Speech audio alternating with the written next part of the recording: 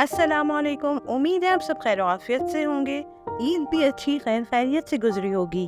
तो चलें आ जाते हैं वापस अपनी राइटिंग की तरफ।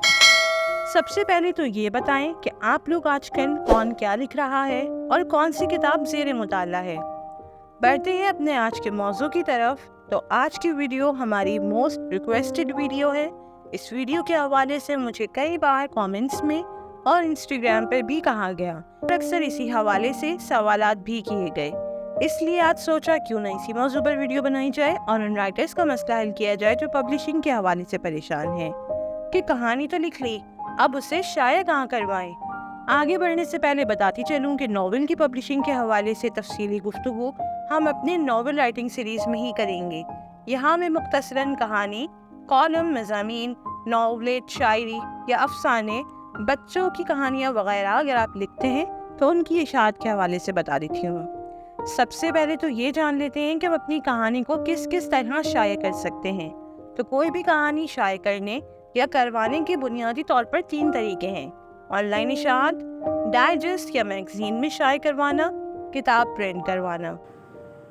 ऑनलाइन इशाअत। बहुत से राइटर्स आजकल डाइजेस्ट या मैगजीन्स के बजाय ऑनलाइन प्लेटफॉर्म्स पर लिखने को तरजीह देते हैं, फिर चाहे वो फेसबुक, इंस्टाग्राम हो या फिर ई मैगज़ीन, ई बुक या वेबसाइट्स। आजकल आपको ऑनलाइन इस तरह के कई प्लेटफॉर्म्स और वेबसाइट्स या एप्लीकेशंस मिल जाएंगी जो राइटर्स को प्रमोट करती हैं और उनका लिखा अपनी साइट पर पब्लिश करके नए क़ारीन तक पहुंचाती हैं।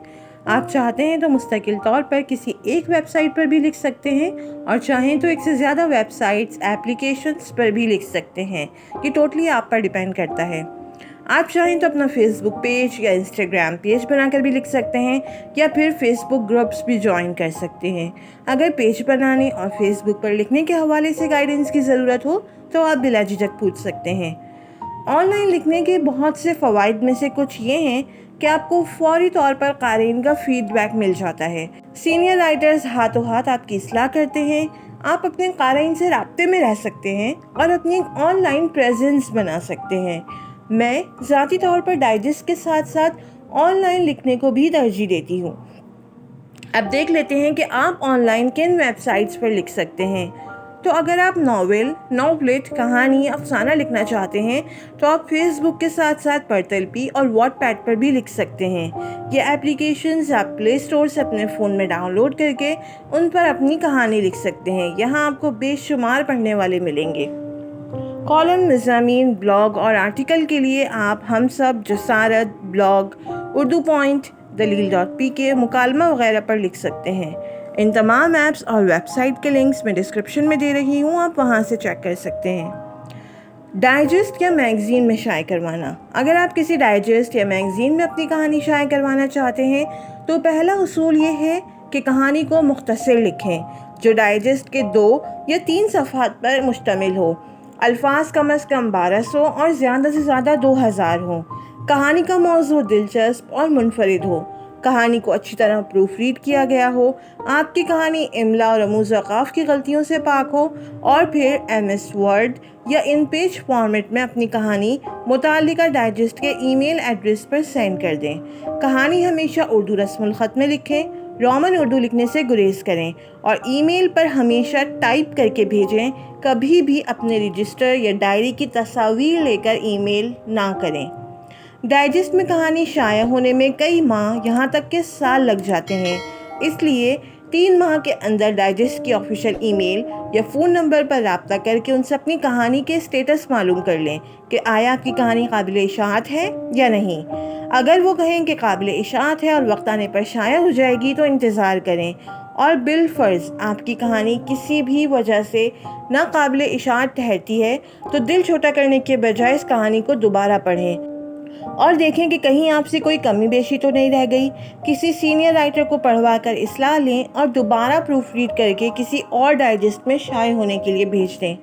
एक अहम बात जिसका ख्याल अक्सर राइटर्स नहीं रखते और बाद में कहानी जब नाकाबिल इशाअत ठहरती है तो मुदीरान से शिकवा करते दिखाई देते हैं और उन्हें मोर्द इल्ज़ाम ठहराते हैं कि शायद वो सिर्फ अपने जानने वालों की ही कहानियाँ शाया करते हैं। ऐसा हरगिज़ नहीं है। दरअसल कहीं ना कहीं हमारा शऊरी तौर पर ये ज़हन बन गया है कि हम परफेक्ट हैं, کوتاہی ہمیشہ سامنے والے کی ہے۔ ایسا نہیں ہے کہ مدیران سے غلطی نہیں ہو سکتی، بالکل ہو سکتی ہے۔ آپ کے پاس اپنی ایک کہانی ہے جس کے لیے آپ پریشان ہیں، اور ان کے پاس آپ ہی جیسے ہزاروں رائٹرز کی ایک وقت میں ہزاروں کہانیاں ہوتی ہیں۔ کہانی ریجیکٹ ہونے کی وجوہات اور ریجیکشن کو کیسے ہینڈل کریں، ڈائجسٹ میں لکھنا کیوں ضروری ہے، اور مدیران کی باتوں کی کتنی اہمیت ہوتی ہے، ان سب پر ہم اگلی ویڈیو میں بات کریں گے، کیونکہ یہ ایک تفصیل طلب موضوع ہے، اور اگر ہماری ویڈیو لمبی ہو جائے تو آپ لوگ مکمل ویڈیو نہیں دیکھتے۔ اس لیے اس موضوع کو اگلی ویڈیو پر ڈالتے ہوئے آگے بڑھتے ہیں۔ ہم بات کر رہے تھے ڈائجسٹ میں کہانی لکھیں، تو ہمیشہ کہانی لکھتے وقت ڈائجسٹ کا مزاج ذہن میں رکھیں۔ آپ سسپینس یا ڈائجسٹ میں رومانوی کہانی لکھ کر بھیجیں گے تو ناقابل اشاعت ہی ہوگی۔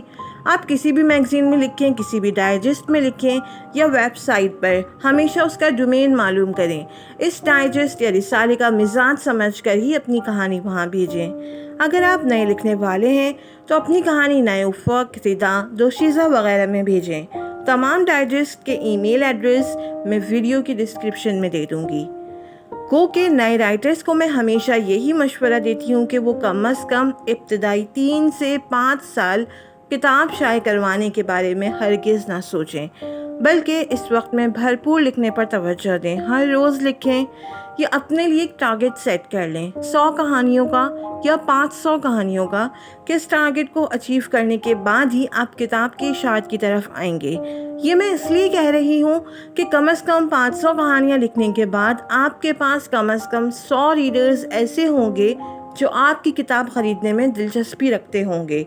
تو ہمارا سب سے پہلا کام، سب سے پہلا اسٹیپ ہے ریڈرز بنانا، آڈینس ٹارگٹ کرنا۔ اس کے بعد آپ کتاب کی اشاعت کی طرف آئیں گے تو آپ کو اپنی کتاب فروخت کرنے میں زیادہ دشواری پیش نہیں آئے گی۔ اس لیے اطمینان سے، آرام سے سیڑھیاں چڑھیں۔ شارٹ کٹ کبھی بھی کامیابی کی ضمانت نہیں ہوتا۔ میں ذاتی طور پر ریکمینڈ نہیں کر رہی، اس کے باوجود میں آپ کو بتا دیتی ہوں کہ پبلشنگ 2 طریقے سے ہوتی ہے، ٹریڈیشنل پبلشنگ اور سیلف پبلشنگ۔ ٹریڈیشنل پبلشنگ میں آپ کی کتاب پر سارا پیسہ پبلشر لگاتا ہے، آپ سے مسودہ لے لیا جاتا ہے، اس کی پروف ریڈنگ، سرور ڈیزائننگ، بعض اوقات کمپوزنگ بھی پبلشر خود کرتے ہیں، اس کی مارکیٹنگ بھی پبلشر کے ذمے ہوتی ہے، اور اس میں آپ کو رائلٹی ملتی ہے، یعنی آپ کی کتاب کے فروخت ہونے پر کچھ فکسڈ اماؤنٹ آپ کو دے دی جاتی ہے۔ ہر پبلشر کا اپنا کرائٹیریا ہوتا ہے اور ان کا رائٹر سے کانٹریکٹ ہوتا ہے۔ یہاں رائٹر سے کوئی پیسے نہیں لیے جاتے، بلکہ پبلشر رائٹرز کو رائلٹی دیتے ہیں۔ لیکن اب سمجھنے کی بات یہ ہے کہ کوئی بھی پبلشر آپ کے اوپر اپنے پیسے کیوں انویسٹ کرے گا۔ پبلشر آپ پر صرف ایک وجہ سے انویسٹ کرتا ہے، اور وہ وجہ ہے آپ کی کتاب کی ڈیمانڈ۔ اگر آپ کو پڑھنے والے لوگ موجود ہیں، کتاب چھپتے ہی سیل ہو جائے گی، پبلشر کو منافع ہوگا جس سے وہ آپ کو بھی شیئر دے گا، تو آپ نے اپنی ڈیمانڈ پیدا کرنی ہے۔ دیکھیں، یہاں ایک بات ذہن میں رکھیں، پبلشنگ ایک پیور بزنس ہے۔ پبلشرز ہرگز بھی ادب کی خدمت کرنے کے لیے مارکیٹ میں موجود نہیں ہیں، بلکہ وہ اپنا بزنس کر رہے ہیں۔ انہیں آپ سے فائدہ ملے گا تو ہی وہ آپ پر انویسٹ کریں گے، ورنہ وہ نہیں کریں گے۔ اس لیے میں یہاں پھر سے کہتی ہوں کہ اپنا پہلا اسٹیپ یاد رکھیں، اپنے ریڈرز بنائیں، زیادہ سے زیادہ لکھیں، ریڈرز کو پڑھائیں، فری میں انہیں اپنا کانٹینٹ پڑھنے کے لیے دیں، کیونکہ یہ آنے والے وقت کے لیے آپ ہی کی انویسٹمنٹ ہے۔ یا پھر دوسرے طریقے پر آ جاتے ہیں، دیٹ از سیلف پبلشنگ۔